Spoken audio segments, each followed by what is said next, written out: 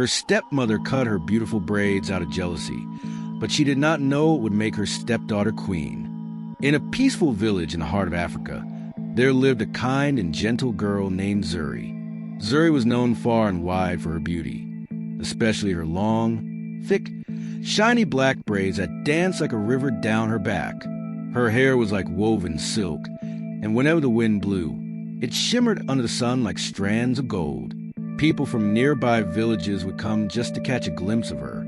The young girls whispered dreams of having hair like Zuri's, and even the elders smiled when she passed by. Zuri's mother, a warm-hearted woman named Amma, adored her daughter. Each night, she would gently comb Zuri's hair, humming soft lullabies and saying, "Z, your beauty is your light, but your heart is your true crown." These words sank deep into Zuri's soul. But one tragic evening, Amma fell ill. Her skin turned pale, her voice grew weak, and soon she lay in bed unable to move. Zuri held her mother's hand every night, hoping and praying. "Mama, please get better," she cried. Amma, with a weak smile, touched her daughter's cheek. "Always be kind, my Zuri. That kindness is your greatest gift," she whispered before closing her eyes forever. Zuri's world changed. Her laughter disappeared, and silence filled their little home. Her father, Kobina, a gentle but soft-spoken man, couldn't bear to raise Zuri alone. Not long after, he married a woman named Adana.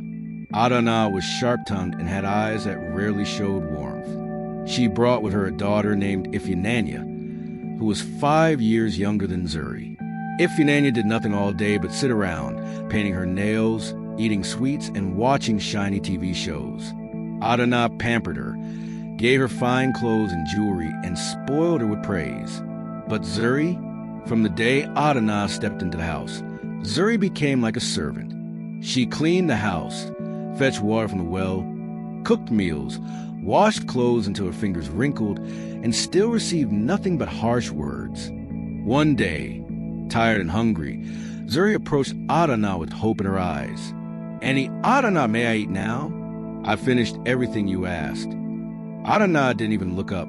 "That food is for Ifinanya. Go find something in the bush if you're hungry."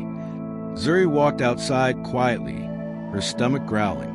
She found a stale piece of bread near the kitchen window and sat under the moonlight. As she chewed slowly, she stared at the stars and whispered, "Mama, why did you leave me?" Time passed, and Zuri grew into an even more stunning young woman. Though she had no jewelry or fancy clothes, her natural beauty made people stop and admire her. Her skin glowed, her eyes shone like dew in the morning sun, and her braids. Oh, her braids were still her pride. One day, Ifinanya glared at her and muttered to Adana, "Why do people keep saying Zuri is so beautiful?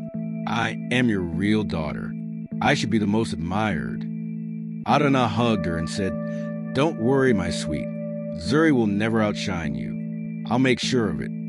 One morning, a great drum echoed through the village. The town crier stood on a stool and shouted, "Hear ye, hear ye!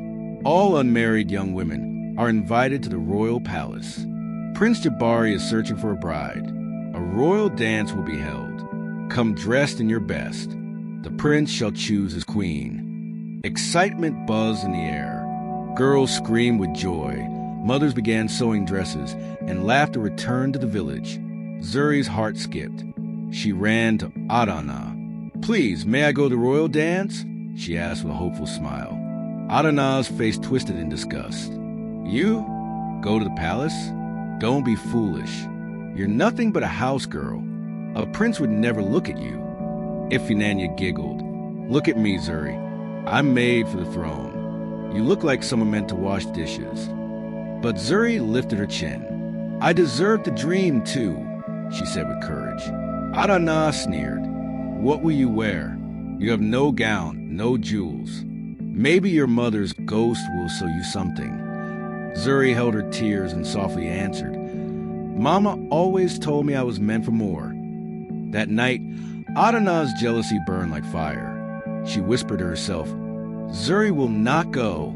She will never rise above my daughter." Zuri lay in her room, dreaming of dancing, holding her mother's picture close. "I will make you proud, Mama," she whispered. But Adana had a wicked plan.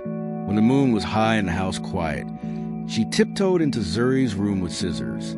Carefully, she grabbed Zuri's long braids and snip, snip, snip. She cut until every last braid fell to the floor. At sunrise, Zuri woke up, touched her head, and screamed. Her beautiful hair was gone. Her heart shattered. She cried harder than she ever had. Adana stood at the doorway, smiling cruelly. "Now, go to the dance, bald girl.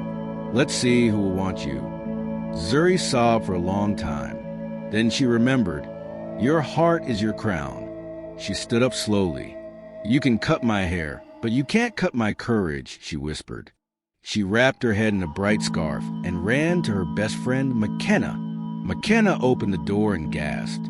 "Zuri, who did this?" Zuri explained through tears. McKenna hugged her tight.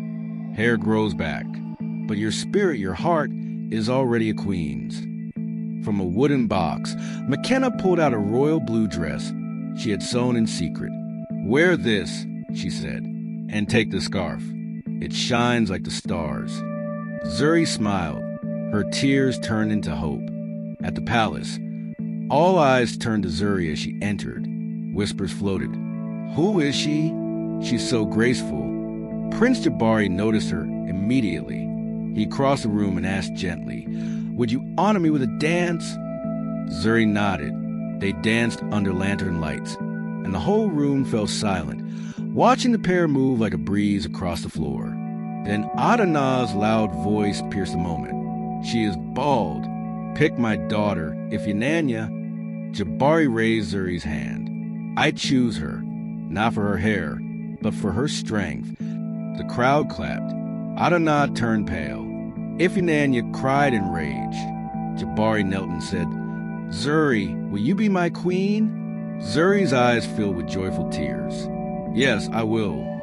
On coronation day, Zuri stood before the village in her beautiful scarf. "Friends," she said, "my hair was taken, but my courage stayed. Let this scarf be a sign. True beauty lives in the heart."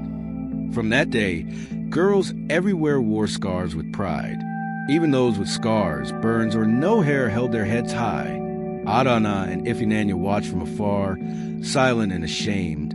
Zuri became a queen loved by all. She taught them this.